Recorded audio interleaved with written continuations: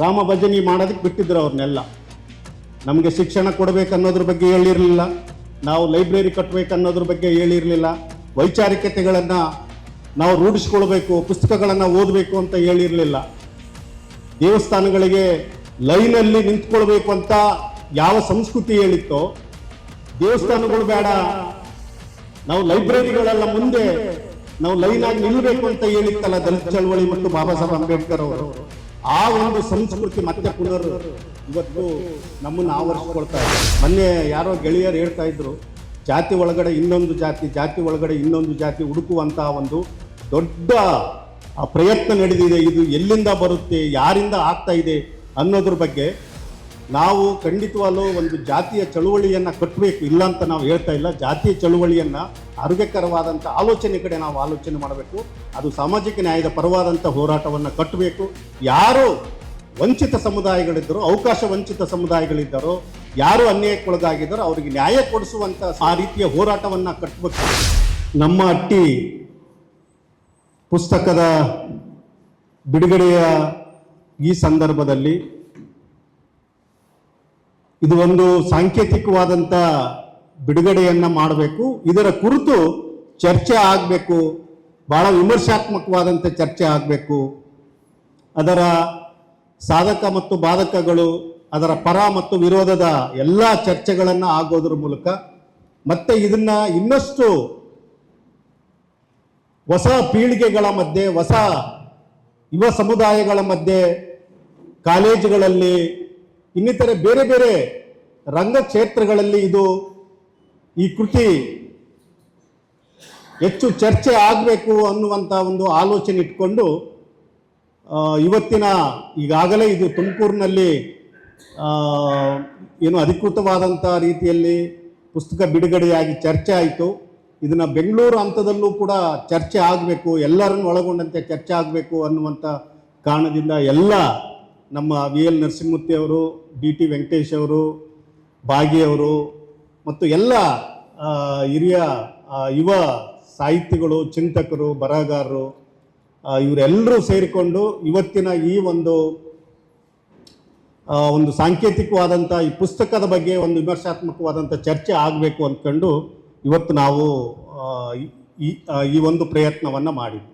ಎರಡನೇದು, ಇಲ್ಲಿ ಮಾತಾಡಿರುವಂಥವ್ರು ಎಲ್ಲರೂ ಕೂಡ ಅವರ ವಿಚಾರಗಳನ್ನು ಮತ್ತೆ ವಿಮರ್ಶೆ ಮಾಡೋದಕ್ಕೆ ನನ್ನಿಂದ ಸಾಧ್ಯವೂ ಆಗಲ್ಲ. ಅವರು ಮಾತಾಡಿ,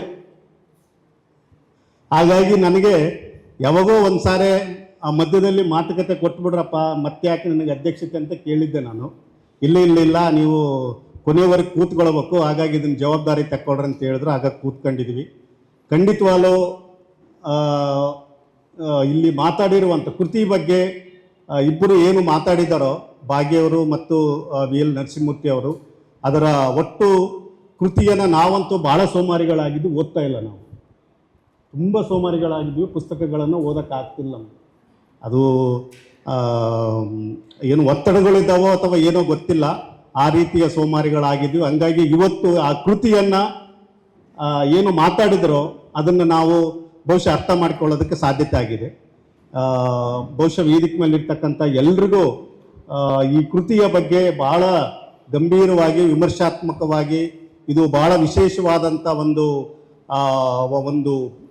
ಏನು ಚಲನಶೀಲತೆಯನ್ನು ಅಥವಾ ಹೊಸ ರಕ್ತವನ್ನು, ಹೊಸ ಆಲೋಚನೆಗಳನ್ನು ಕೊಡುವಂಥ ಒಂದು ಕೆಲಸ ಮಾಡಿದೆ ಅನ್ನೋದ್ರ ಬಗ್ಗೆ ಎಲ್ಲರೂ ಮಾತಾಡಿದ್ದಾರೆ. ಹೌದು, ಇದು ಭಾಳ ಸತ್ಯ ಅಂತ ನನಗನ್ನಿಸ್ತಾ ಇದೆ. ನನಗೆ ಈಗ ಒಂದು ಅಪಾಯದ ಒಂದು ಅಂಚಿನಲ್ಲಿದ್ದೀವಿ ಅಂತ ನನಗನ್ಸುತ್ತೆ. ಒಂದು ಏನಂತ ಹೇಳಿದ್ರೆ, ಮೊನ್ನೆ ನನಗೆ ಚಿತ್ರದುರ್ಗದಲ್ಲಿ ಮಾದಿಗ ಸಮುದಾಯದ ಎಲ್ಲರೂ ಸೇರಿಕೊಂಡು ಅಥವಾ ಸ್ವಾಮೀಜಿಗಳು ಸೇರಿಕೊಂಡು ಒಂದು ದೇವಸ್ಥಾನವನ್ನು ಕಟ್ತಾ ಇದ್ದೀವಿ ಅಂದ್ಕೊಂಡು ನಾನು ಒಂದು ಸುದ್ದಿಯನ್ನು ಕೇಳಿದ್ವಿ. ಅದು ಅರುಂಧತಿಯರು ಮತ್ತು ಇನ್ಯಾವುದೋ ರೀತಿಯಲ್ಲಿ ಒಂದು ದೇವಸ್ಥಾನವನ್ನು ಕಟ್ಟಬೇಕು ಅನ್ನುವಂಥ ಒಂದು ಕೆಲಸವನ್ನು ಪ್ರಾರಂಭ ಮಾಡಿದಾರ.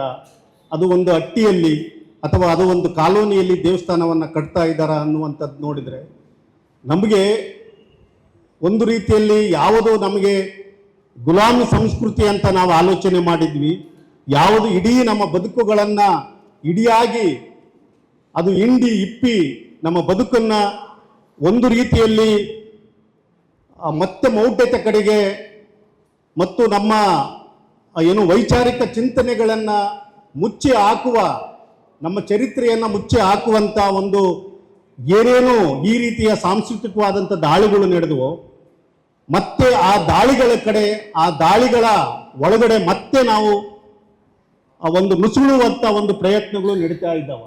ಈ 25-30 ವರ್ಷದಲ್ಲಿ ದಲಿತ ಚಳವಳಿ ಏನು ಮಾಡಿತ್ತೋ, ಇಡೀ ಹಳ್ಳಿಗಳನ್ನು, ಹಟ್ಟಿಗಳನ್ನು, ಗ್ರಾಮಗಳನ್ನು ಅಥವಾ ನಗರಗಳಲ್ಲಿರುವಂಥ ಎಲ್ಲ ದಲಿತರನ್ನ, ಅಸ್ಪೃಶ್ಯರನ್ನ, ಶೋಷಿತ ಸಮುದಾಯಗಳನ್ನು ಅವ್ರನ್ನ ವಿಮೋಚನೆ ಮಾಡಬೇಕು, ಅವ್ರನ್ನ ವೈಚಾರಿಕವಾಗಿ ಸಂಘಟಿಸಬೇಕು, ಅವರು ವೈಚಾರಿಕವಾದಂಥ ಶಿಕ್ಷಣವನ್ನು ಪಡ್ಕೊಳ್ಬೇಕಂತ ನಾವು ಯಾವ ಈ ಚಳುವಳಿಯನ್ನು ಕರ್ನಾಟಕದಲ್ಲಿ ಪ್ರಾರಂಭ ಮಾಡಿದ್ವೋ, ನನಗೆ ಈಗ ಅನಿಸ್ತಾ ಇದೆ, ಬಹುಶಃ ಚಳುವಳಿ ಕಟ್ಟೋದಕ್ಕಿಂತ ಮೊದಲು ನಮಗೆ ಹಿರಿಯರು ಹೇಳ್ತಾ ಇದ್ರು, ರಾಮ ಭಜನೆಯನ್ನು ಮಾಡ್ತಾ ಇದ್ರು ನಮ್ಮ ಹಳ್ಳಿಗಳಲ್ಲಿ, ನಮ್ಮ ಹಟ್ಟಿಗಳಲ್ಲಿ ರಾಮ ಭಜನೆ ಮಾಡೋದಕ್ಕೆ ಬಿಟ್ಟಿದ್ರು ಅವ್ರನ್ನೆಲ್ಲ. ನಮಗೆ ಶಿಕ್ಷಣ ಕೊಡಬೇಕನ್ನೋದ್ರ ಬಗ್ಗೆ ಹೇಳಿರಲಿಲ್ಲ, ನಾವು ಲೈಬ್ರರಿ ಕಟ್ಟಬೇಕನ್ನೋದ್ರ ಬಗ್ಗೆ ಹೇಳಿರಲಿಲ್ಲ, ವೈಚಾರಿಕತೆಗಳನ್ನು ನಾವು ರೂಢಿಸ್ಕೊಳ್ಬೇಕು, ಪುಸ್ತಕಗಳನ್ನು ಓದಬೇಕು ಅಂತ ಹೇಳಿರಲಿಲ್ಲ. ದೇವಸ್ಥಾನಗಳಿಗೆ ಲೈನಲ್ಲಿ ನಿಂತ್ಕೊಳ್ಬೇಕು ಅಂತ ಯಾವ ಸಂಸ್ಕೃತಿ ಹೇಳಿತ್ತೋ, ದೇವಸ್ಥಾನಗಳು ಬೇಡ, ನಾವು ಲೈಬ್ರರಿಗಳೆಲ್ಲ ಮುಂದೆ ನಾವು ಲೈನಾಗಿ ನಿಲ್ಲಬೇಕು ಅಂತ ಹೇಳಿತ್ತಲ್ಲ ದಲಿತ ಚಳವಳಿ ಮತ್ತು ಬಾಬಾ ಸಾಹೇಬ್ ಅಂಬೇಡ್ಕರ್ ಅವರು, ಆ ಒಂದು ಸಂಸ್ಕೃತಿ ಮತ್ತೆ ಪುನರ್ ಇವತ್ತು ನಮ್ಮನ್ನು ಆವರಿಸ್ಕೊಳ್ತಾ ಇದೆ.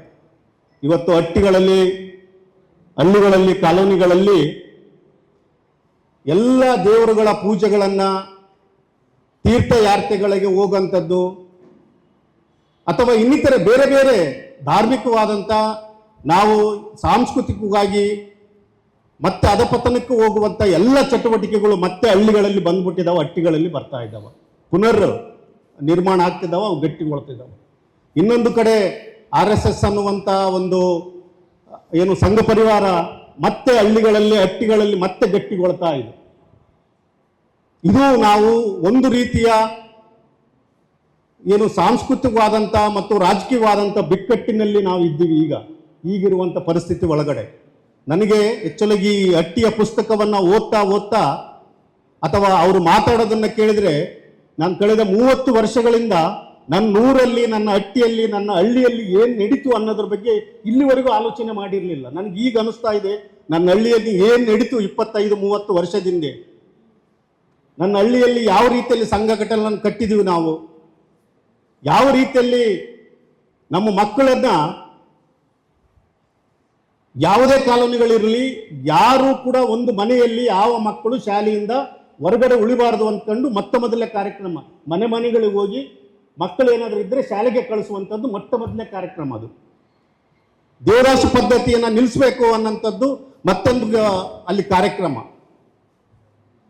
ಹಾಗಾಗಿ ಇಡೀ ಹಳ್ಳಿಗಳಲ್ಲಿ, ಗ್ರಾಮಗಳಲ್ಲಿ ಅಥವಾ ಹಟ್ಟಿಗಳಲ್ಲಿ ನಮ್ಮ ಸುತ್ತುಗಡೆ ಹಲವಾರು ರೀತಿಯ ಇನ್ನಿತರೆ ಶೋಷಿತ ಸಮುದಾಯಗಳು, ನಮ್ಮ ಹಟ್ಟಿಗಳಲ್ಲಿ ಈ ಯಾರು ಕೊರಚರಿದ್ರು, ಹಂದಿ ಕಾಯುವಂಥವ್ರು ಕೊರಚರು, ಅಥವಾ ಯಾರೋ ಈ ಡಕ್ಕಲರಿದ್ದರು, ಊರುಗಳಿಗೆ ಬಂದು ಅಲ್ಲೆಲ್ಲೋ ನೆಲೆಸ್ತಾ ಇದ್ರು. ಹಾಗಾಗಿ ಅವ್ರನ್ನೂ ಕೂಡ ಮುಟ್ಟಿ, ಅವ್ರನ್ನೂ ಮಾತಾಡಿಸಿ, ಅವ್ರನ್ನೂ ಕೂಡ ಸಮಾಜದ ಮುಖ್ಯವಾನಿಗೆ ತರಬೇಕು, ಅವರಿಗೂ ಒಂದು ಸ್ವತಂತ್ರವಾದಂಥ ಮನೆಯನ್ನು ಕಟ್ಕೊಡ್ಬೇಕು ಅನ್ನುವಂಥ ಹೋರಾಟವನ್ನು ನಾವು ವಿಸ್ತರಿಸ್ತಾ ಹೋದ್ವಿ. ನನಗೆ ಈಗ ನೆನಪು ಬರ್ತಾ ಇದೆ, ಇಷ್ಟು ವರ್ಷಗಳ ಕಾಲ ನಮ್ಮ ಹಳ್ಳಿಯಲ್ಲಿ ಏನು ಕೆಲಸ ಮಾಡಿದ್ವಿ ಅಂದರೆ, ಅದಕ್ಕೆ ನಮ್ಮ ಎಲ್ಲ ಯುವ ಸಾಹಿತಿಗಳು, ಬರಹಗಾರರು ದಯವಿಟ್ಟು ಈ ಥರದ ಹಟ್ಟಿಯ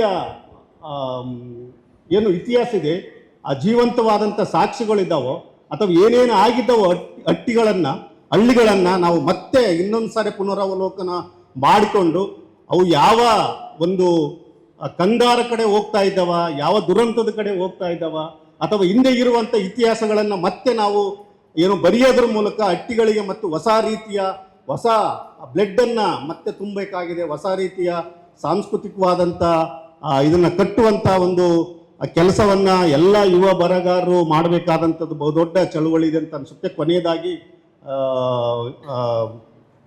ರಾಮಣ್ಣವರು ಹೇಳಿರುವಂಥ ಒಂದು ಏನು ಮರು ಸಂಗಮ, ಇಡೀ ದಲಿತ ಸಮುದಾಯ, ಅಸ್ಪೃಶ್ಯ ಸಮುದಾಯಗಳು ಮರು ಸಂಗಮ ಆಗಬೇಕು ಅನ್ನುವಂಥ ಒಂದು ಆಲೋಚನೆ ಇದೆಯಲ್ಲ, ಇದು ಬಹುಶಃ ಎಲ್ಲ ದಲಿತ ಚಳುವಳಿಯ ಮುಖಂಡರುಗಳು ಇವತ್ತ್ಯಾರು ನಾವು ಮುಂಚೂಣಿಯಲ್ಲಿ ದಲಿತ ಚಳುವಳಿ ಅಥವಾ ಏನು ಮಾದಿಗ ಚಳುವಳಿ, ಒಳ ಮೀಸಲಾತಿ ಹೋರಾಟಗಾರರು ಅಥವಾ ಈ ಯಾರ್ಯಾರು ಇದ್ದೀವೋ ನಾವೆಲ್ಲರೂ ಭಾಳ ಮುಖ್ಯವಾಗಿ ಆಲೋಚನೆ ಮಾಡಬೇಕಾದದ್ದು ಏನಂತ ಹೇಳಿದ್ರೆ, ದಲಿತ ಚಳುವಳಿಗಳು ಒಂದು ಆತ್ಮಾವಲೋಕನ ಮಾಡಿಕೊಳ್ಬೇಕಾದಂಥ ದೊಡ್ಡ ಜವಾಬ್ದಾರಿ ಇದೆ ಅಂತ ನನಗನ್ಸುತ್ತೆ. ಎರಡನೇದು, ಒಳ ಮೀಸಲಾತಿ ಹೋರಾಟಗಾರರು ದಲಿತರ ಐಕ್ಯತೆಗೆ, ಅಸ್ಪೃಶ್ಯರ ಐಕ್ಯತೆಗೆ ತಮ್ಮದೇ ಆದಂಥ ಒಂದು ಕೆಲಸಗಳನ್ನು ಆ ಒಂದು ಏನು ಸಂಗಮದ ಕಡೆ, ಇಡೀ ಈ ಶೋಷಿತ ಸಮುದಾಯಗಳನ್ನು ಮತ್ತೆ ಸಂಘಟಿಸೋ ಕಡೆ ಆಲೋಚನೆ ಮಾಡಬೇಕಾದಂಥ ದೊಡ್ಡ ಜವಾಬ್ದಾರಿ ಈ ಸಂದರ್ಭದಲ್ಲಿದೆ. ಯಾಕಂದರೆ ನಾವು ಮತ್ತೆ ದೇವರು, ದೇವಸ್ಥಾನ ಮತ್ತು ಆ ಮೌಢ್ಯ ಮತ್ತು ಆ ರೀತಿಯ ಗುಲಾಮಿಯ ಆಲೋಚನೆ ಕಡೆ ಇಡೀ ಯುವ ಪೀಳಿಗೆ ಹೋಗ್ತಿರುವ ಈ ಸಂದರ್ಭದಲ್ಲಿ ನಾವು ಮತ್ತೊಮ್ಮೆ ಈ ಸಮುದಾಯಗಳನ್ನು ಪುನರ್ ಸಂಘಟಿಸ್ಕೊಳ್ಬೇಕು, ಪುನರ್ ಸಂಗಮ ಮಾಡಿಕೊಳ್ಬೇಕಾದಂಥ ದೊಡ್ಡ ಹೊಣೆಗಾರಿಕೆ ನಮ್ಮೆಲ್ಲರ ಮೇಲೆ ಇದೆ ಅಂತ ಅನಿಸುತ್ತೆ. ಕೊನೆಯದಾಗಿ ಒಂದು ಮಾತಾಡಲೇಬೇಕು, ನನ್ನ ಒಳಗಡೆ ಅದು ಒಂದಿತ್ತು. ನಾವು ಇವತ್ತು ಬಹುಶಃ ರಾಮಣ್ಣವರು ಕಳೆದ ಒಂದು ಕಾರ್ಯಕ್ರಮದಲ್ಲಿ ಹೇಳಿದ್ರು, ಮೊನ್ನೆ ಯೂನಿವರ್ಸಿಟಿ ಕಾರ್ಯಕ್ರಮದಲ್ಲಿ, ನಾವು ದಲಿತರಾಗಿ ಉಳಿದಿಲ್ಲ, ಜಾತಿಗಳಾಗಿಬಿಟ್ಟಿದ್ದೀವಿ ಅಂತ. ವಲಯರು ಮಾದಿಗರಾಗಿ ಉಳ್ಕೊಂಡ್ಬಿಟ್ಟಿದ್ದೀವಿ, ದಲಿತರಾಗಿ ಉಳಿದಿಲ್ಲ ಅಂತ. ಮೊನ್ನೆ ಯಾರೋ ಗೆಳೆಯರು ಹೇಳ್ತಾ ಇದ್ರು, ಜಾತಿ ಒಳಗಡೆ ಇನ್ನೊಂದು ಜಾತಿ, ಜಾತಿ ಒಳಗಡೆ ಇನ್ನೊಂದು ಜಾತಿ ಹುಡುಕುವಂಥ ಒಂದು ದೊಡ್ಡ ಪ್ರಯತ್ನ ನಡೆದಿದೆ. ಇದು ಎಲ್ಲಿಂದ ಬರುತ್ತೆ, ಯಾರಿಂದ ಆಗ್ತಾ ಇದೆ ಅನ್ನೋದ್ರ ಬಗ್ಗೆ ನಾವು ಖಂಡಿತವಾಗ್ಲೂ ಒಂದು ಜಾತಿಯ ಚಳುವಳಿಯನ್ನು ಕಟ್ಟಬೇಕು, ಇಲ್ಲ ಅಂತ ನಾವು ಹೇಳ್ತಾ ಇಲ್ಲ. ಜಾತಿಯ ಚಳುವಳಿಯನ್ನು ಆರೋಗ್ಯಕರವಾದಂಥ ಆಲೋಚನೆ ಕಡೆ ನಾವು ಆಲೋಚನೆ ಮಾಡಬೇಕು. ಅದು ಸಾಮಾಜಿಕ ನ್ಯಾಯದ ಪರವಾದಂಥ ಹೋರಾಟವನ್ನು ಕಟ್ಟಬೇಕು. ಯಾರು ವಂಚಿತ ಸಮುದಾಯಗಳಿದ್ದರೋ, ಅವಕಾಶ ವಂಚಿತ ಸಮುದಾಯಗಳಿದ್ದಾರೋ, ಯಾರು ಅನ್ಯಾಯಕ್ಕೊಳಗಾಗಿದ್ದಾರೋ ಅವರಿಗೆ ನ್ಯಾಯ ಕೊಡಿಸುವಂಥ ಒಂದು ಆ ರೀತಿಯ ಹೋರಾಟವನ್ನು ಕಟ್ಟಬೇಕು. ಆದರೆ ಇದರ ಒಳಗಡೆ ಏನು ನಡೀತಿದೆ ಅಂತ ಹೇಳಿದ್ರೆ, ಜಾತಿಯ ಒಳಗಡೆ ಒಂದು ದ್ವೇಷ ಬಿತ್ತುವಂಥ, ಒಲೆಮಾದಿಗರ ಮಧ್ಯೆ ದ್ವೇಷದ ಬೆಂಕಿ ಹೆಚ್ಚಾಗುವಂಥ ಒಂದು ಪ್ರಯತ್ನಗಳು ದಿನದಿಂದ ದಿನಕ್ಕೆ ಹೆಚ್ಚಾಗ್ತಿದೆ. ಇದು ನಾನು ದಿನನಿತ್ಯ ಇದನ್ನು ನೇರವಾಗಿ ಅನುಭವಿಸ್ತಾ ಇದ್ದೀನಿ, ದಿನನಿತ್ಯ ಅನುಭವಿಸ್ತಾ ಇದ್ದೀವಿ. ಇದನ್ನು ನಮ್ಮೊಳಗಡೆ ಆ ದ್ವೇಷದ ಏನು ಹೇಳ್ತಾರೆ, ಮನಸ್ಥಿತಿ ಇನ್ನಷ್ಟು ಭಾಳ ವಿಕಾರಗೊಳ್ತಾ ಇದೆ. ಇದು ನಾಳೆ ಎಲ್ಲಿಗೆ ಹೋಗಿ ನಿಲ್ಲುತ್ತೆ ಅನ್ನೋದ್ರ ಬಗ್ಗೆ ನಮಗೆ ಭಾಳ ದೊಡ್ಡ ಅಪಾಯವನ್ನು ಸೃಷ್ಟಿ ಮಾಡಿದೆ. ನಾಳೆ ಎಲ್ಲಿಗೆ ಹೋಗ್ತೇವೋ ಗೊತ್ತಿಲ್ಲ. ಯಾಕಂತಂದರೆ ಈಗ ನಾವು ಮರುಸಂಗಮ ಆಗಬೇಕಂತ ನಾವು ಹೊರಟಿದ್ದೀವಿ. ಮರುಸಂಗಮದ ಸಂದರ್ಭದಲ್ಲಿ ನಮ್ಮನ್ನು ನಾವು ಭಾಳ ಗಂಭೀರವಾಗಿ ವಿಮರ್ಶೆಗೊಳಪಟ್ಟಿಲ್ಲ ಅಂತ ಹೇಳಿದ್ರೆ, ಈ ದ್ವೇಷದ ಭಾವನೆಗಳು ಇದು ಎಲ್ಲಿಂದ ಬರ್ತಾ ಇದ್ದಾವ ಅನ್ನುವಂಥದ್ದು ನೋಡ್ತಿದ್ರೆ ಅದು ಖಂಡಿತವಾಗ್ಲೂ ಮತ್ತೆ ಇದು ಮನುವಾದದ ಆಲೋಚನೆಯಿಂದನೇ ಬರ್ತಾ ಇದ್ದಾವ. ಮನುವಾದನೆ ಇವತ್ತು ನಮ್ಮನ್ನು ಮತ್ತೆ ಆವರಿಸಿಕೊಳ್ಳುವಂಥ ಒಂದು ವಾತಾವರಣ ನಿರ್ಮಾಣ ಆಗ್ತಾಯಿದೆ. ದಯವಿಟ್ಟು ಮತ್ತೆ ಬರಹಗಾರರು, ಚಿಂತಕರು, ಸಾಹಿತಿಗಳು, ಕಲಾವಿದರು, ದಲೇಕ್ ಅಂತ ಏನು ಸಂಘಟನೆ ಅವತ್ತು ಪ್ರಾರಂಭ ಆಯಿತೋ, ಇಡೀ ದಲಿತ ಚಳುವಳಿಗೆ ಜೀವ ಕೊಟ್ಟಿತ್ತೋ, ಮತ್ತೆ ಅದೇ ರೀತಿಯ ಹೊಸ ರೀತಿಯ ಪ್ರಯತ್ನ ಮತ್ತೊಮ್ಮೆ ಆಗಬೇಕು ಅಂದ್ಕೊಂಡು ತಮ್ಮೆಲ್ಲರಲ್ಲಿ ವಿನಂತಿ ಮಾಡಿಕೊಂಡು ನನ್ನ ಕೊನೆಯ ಮಾತನ್ನು ಮುಗಿಸ್ತಾ ಇದ್ದೀನಿ. ಬಹುಶಃ ಇಲ್ಲಿ ಇರುವಂಥ ಎಲ್ಲ ಬರಹಗಾರರು, ಚಿಂತಕರು ಅಥವಾ ಇಲ್ಲಿ ಮಾತಾಡಿರುವಂಥವ್ರು ಎಲ್ಲರೂ ಕೂಡ ಭಾಳ ಈ ಒಂದು ಅಟ್ಟಿಯ ಪುಸ್ತಕವನ್ನು ಭಾಳ ಗಂಭೀರವಾಗಿ ನಮ್ಮ ಮುಂದ್ಗಡೆ ಇಟ್ಕೊಂಡಿದ್ದಾರೆ. ಈ ಪುಸ್ತಕವನ್ನು ಇನ್ನಷ್ಟು ಸಾರಿ ಓದೋಣ. ಈ ಪುಸ್ತಕ ಈಗಾಗಲೇ ಮರುಮುದ್ರಣ ಆಗಿದೆ. ಮೊದಲನೇ ಮುದ್ರಣ ಮುಗಿಸ್ಕೊಂಡು ಈಗ ಎರಡನೇ ಮುದ್ರಣಕ್ಕೆ ಬಂದಿದೆ. ಈ ಎರಡನೇ ಮುದ್ರಣದ ಸಂದರ್ಭದಲ್ಲಿ ಇದು ಬೇಕಾದಷ್ಟು ಸ್ವಲ್ಪ ವಿದ್ಯಾರ್ಥಿಗಳ ಮಧ್ಯೆ, ಯುವಜನರ ಮಧ್ಯೆ ಈ ರೀತಿಯ ದಲಿತ ಚಳುವಳಿಗಳು ನಮ್ಮನ್ನು ನಾವು ಅರ್ಥ ಮಾಡಿಕೊಳ್ಳೋದಕ್ಕೆ ಈ ಪುಸ್ತಕವನ್ನು ಓದಬೇಕಾದಂಥ ದೊಡ್ಡ ಜವಾಬ್ದಾರಿ ಇದೆ ಅಂತ ಹೇಳ್ತಾ ಈ ಸಂದರ್ಭದಲ್ಲಿ ಮಾತಾಡಲು ಅವಕಾಶ ಮಾಡಿಕೊಟ್ಟಿರ್ತಕ್ಕಂಥ ತಮ್ಮೆಲ್ಲರಿಗೂ ವಂದಿಸಿ, ಇಲ್ಲಿ ಸಂಘಟಿಸ್ಕೊಂಡಿರ್ತಕ್ಕಂಥ ಈ ಇಡೀ ಕಾರ್ಯಕ್ರಮವನ್ನು ವ್ಯವಸ್ಥೆ ಮಾಡಿರ್ತಕ್ಕಂಥವ್ರೆಲ್ಲರಿಗೂ ಕೂಡ ಈ ಸಂದರ್ಭದಲ್ಲಿ ವಂದಿಸಿ ನನ್ನ ಮಾತನ್ನು ಮುಗಿಸ್ತಾ ಇದ್ದೀನಿ. ಜೈ ಭೀಮ್, ಜೈ ಭಾರತ್.